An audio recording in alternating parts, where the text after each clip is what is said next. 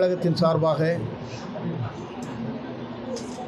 சத்தியமங்கலத்தில் பவானிசாகர் சட்டமன்ற தொகுதியில் கோட்டூராம்பாளையத்தில் முதலில் அலுவலகம் இங்கே துவக்கப்பட்டிருக்கிறது.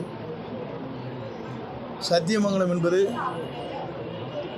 1977 முதலில் வெற்றி வாகை சூடிய இடம். ஆகவேதான் இன்று கோட்டூராம்பாளையம் என்பது டிவிகேவின் எக்கு கோட்டை என்பதை நாம் அறிவோம்.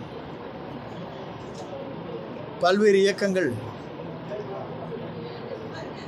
டிவிகேவினுடைய தலைவர் வெற்றி தளபதி பின்னால் அணிவகுத்து நின்று கொண்டிருக்கிறார்கள். குறிப்பாக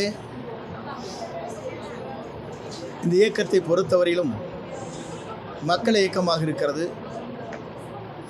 ஏறத்தாழ தன்னலம் கருதாது ஆண்டிற்கு ஒரு 1000 கோடி ரூபாய் வருவாயை தேவையில்லை என்று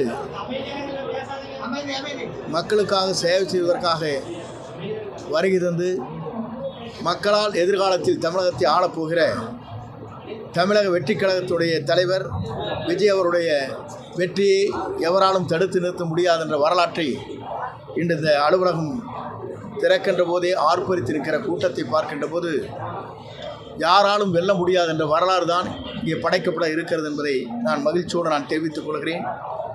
எல்லோரும் சொன்னார்கள், இவரை பொறுத்தவரையிலும் இன்று மக்களால் நேசிக்கப்படுகிற, மக்களால் ஏற்றுக்கொள்ளப்படுகிற, மக்களுக்கு எதிர்காலத்தில் நம்பிக்கைக்குரியவராக இன்று களம் இறங்கியிருக்கிறார்கள்.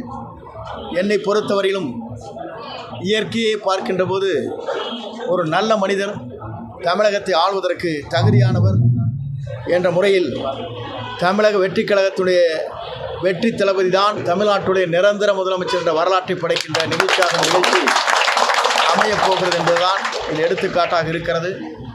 இயற்கையே அவரை இன்று அழைத்து வந்து தமிழகத்திலே நல்லாட்சி நடத்த வேண்டும் என்று இயற்கையை அவரோடு இணைந்து இன்று ஆளுகிற ஆட்சியும் மக்கள் செல்வாக்கிழந்த ஆட்சியாகத்தான் இருக்கிறதே தவிர மக்கள் செல்வாக்கோடு மக்கள் காக்கிற ஆட்சியாக, பாதுகாப்பான ஆட்சியாக, பெண்களுக்கு பாதுகாப்பான ஆட்சியாக, மின்வெட்டே இல்லாத தமிழகத்தை உருவாக்குவதற்கும் அதே நேரத்தில் ஏழை எளிய மக்களுடைய கண்ணீரை துடைப்பதற்கும், ஏழை எளிய மக்கள் அனைவருக்கும் வீடற்றவர்களுக்கு வீடு வழங்குவதற்கும், 2 சக்கர வாகனம் இல்லாத அனைவருக்குமே இல்லந்தோறும் வழங்குவதற்கும் அவர் காஞ்சிபுரம் கூட்டத்திலே பேசுகிற போது அவர் சிறப்பான முறையில் இந்த உரையாற்றியிருக்கிறார்கள்.